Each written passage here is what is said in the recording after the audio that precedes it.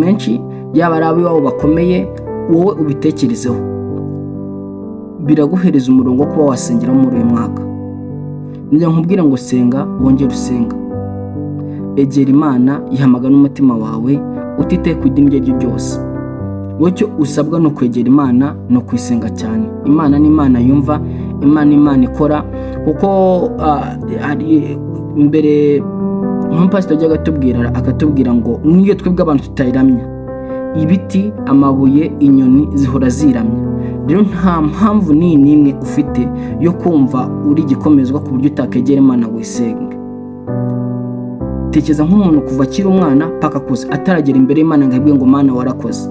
Kandi mubizi neza yuko hari abasore mungana, hari abakobwa mungana, hari abasaza mungana, hari abamama mungana, hari n'ababyeyi bageraga kwisita abana bagapfa, ariko uburyo ushima Imana yo ko wowe yawe itavuyemo ngo upfe. Shima Imana, nezeza Imana mu mutima wawe, ubuzima bwawe bunezeza Imana, imivugire yawe inezeza Imana, ukubyuka kwawe kunezeza Imana, mu bitekerezo unezeza Imana, ku buryo Imana nayo uko uyihamagaye izaza zivuga ngo koko ni wa mwana wanjye, wa wundi nkunda kandi nishimira, wa wundi mpamya mu bantu aho bareba naho batareba.